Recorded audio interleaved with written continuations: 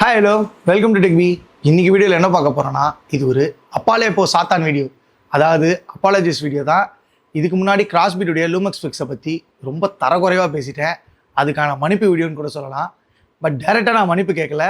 ஏன்னா நான் சொன்னதில் ஒரு சில குறைகள் இன்னும் அதில் இருக்குது. பட் முக்கியமான விஷயம் என்னென்னா, பின்னாடி குத்த வேண்டிய விஷயத்த முன்னாடி குத்தணும்னு சொல்லிட்டேன். அது என்னன்ட்டு இந்த வீடியோ பார்த்து தெரிஞ்சுக்கோங்க. ஆமாங்க, இந்த க்ளீன் பண்ணுற குச்சி இருக்கு இல்லையா, அதை ஆக்சுவலாக நான் ஃப்ரண்ட்டில் லென்ஸை க்ளீன் பண்ணணும்னு சொல்லியிருப்பேன். பட் அது அப்படி கிடையாது. பின்னாடி பக்கம் இவங்களே ஒரு ஃபில்டரை ஓப்பன் பண்ணி அதில் வச்சு க்ளீன் பண்ணுற மாதிரி கொடுத்துருக்காங்க. உள்ளே இருக்க எல்சிடி பேனல்லே க்ளீன் பண்ணுற அளவுக்கு கொடுத்துருக்காங்க. பிகாஸ் அதில் டஸ்ட்டு ஃபார்ம் ஆகணும் அவங்களுக்கு தெரிஞ்சிருக்கு. அதனால தான் இந்த ஸ்டிக்கை கொடுத்துருக்காங்க. இப்போ எனக்கு தெரிஞ்சிக்க வேண்டிய விஷயம் என்னன்னா, இதை நான் தப்பாக சொல்லிவிட்டே எல்லாம் ஓகே தான். பட் அதுக்குள்ளே டஸ்ட்டு ஃபார்ம் ஆகாத மாதிரி அவங்க ரெடி பண்ணியிருக்கணும்ல. அதனால தான் சொல்கிறேன். நான் முழு மன்னிப்பு கேட்கல. பட் இருந்தாலும் நான் சொன்னது கொஞ்சம் தப்பான விஷயம் தான். இந்த வாட்டி இதை கரெக்ட் பண்ணிக்கிறேன். அதில் இருக்க கான்ட்ராஸ்ட் ரேஷியோலாம் பார்த்தீங்கன்னா நல்லாவே இருக்குது. பிகாஸ் அவங்க கொடுத்துருக்கிற கான்ட்ராஸ்ட் ரேஷியோ லெவல் பார்த்தீங்கன்னா 20,000 கிட்ட இருக்குது. இது ஆக்சுவலாக எப்படின்னா ரொம்ப டார்க்காக காட்டும். சில பிளாக்காக இருக்க இடத்த ரொம்ப டார்க்காக காட்டும். அதில் ப்ளஸ் HDR10 வேறு இருக்குது. அதனால் பிரைட்டாக இருக்கிற ரொம்ப பிரைட்டாக இருக்கும், டார்க்காக இருக்கிறது ரொம்ப டார்க்காக இருக்கும். ஆல்ரெடி வீடியோலேயே நான் தான் சொல்லியிருப்பேன், இந்த ப்ரொஜெக்டரில் ரொம்ப பிரச்சனையாக இருக்குது. அதுதான் இதுக்காக பேரமௌண்ட் கிட்டேருந்தே நமக்கு ஒரு மெசேஜே வந்துருந்துச்சு.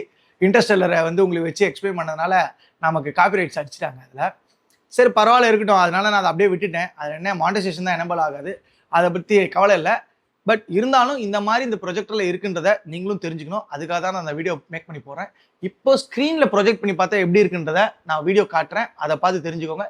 பட் இப்போவும் அந்த ப்ரொஜெக்டர் பகல் டைமுக்கு கண்டிப்பாக யூஸ் ஆகாது. அதாவது சன்லைட் இருக்கும்போது நீங்கள் ஒரு வீட்டில் மேபி லைட்டே இல்லாத ரூமில் வச்சு பார்த்தீங்கன்னா நல்லாயிருக்கும்.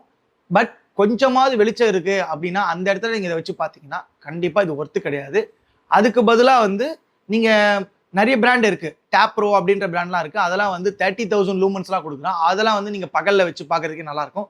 வேணும்னா கீழே கமெண்ட்டில் சொல்லுங்கள், அது என்ன ப்ரொஜெக்டர்ன்றதை நான் உங்களுக்கு எடுத்து வீடியோ மேக் பண்ணி போடுறேன். பிகாஸ் பகல்லையே பார்க்குற மாதிரி இருக்க ப்ரொஜெக்டர்லாம் நிறையவே இருக்குது, அதையும் சொல்கிறேன்.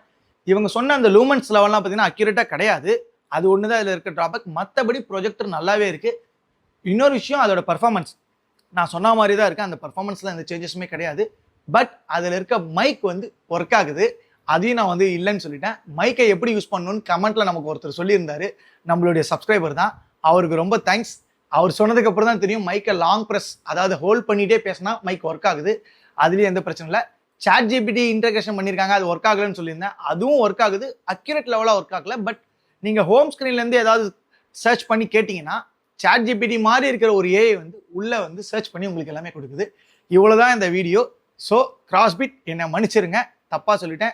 இருந்தாலும் நான் சொன்ன சில குறைகள்லாம் அந்த ப்ரொஜெக்டில் இருக்குது. அதை மைண்டில் வச்சு இந்த ப்ரொஜெக்டரை வாங்கலாமா வேண்டாமா நீங்களே முடிவு பண்ணிக்கோங்க. அது மட்டும் இல்லாமல் இந்த ப்ரொஜெக்டர் வாங்கினவங்க யாராவது இருந்தீங்கன்னா அதில் வேறு என்னென்ன இருக்குன்ட்டு கீழே கமெண்ட்டில் சொல்கிறேங்க. மீண்டும் ஒரு நல்ல வீடியோவில் பார்க்கலாம். பாய்.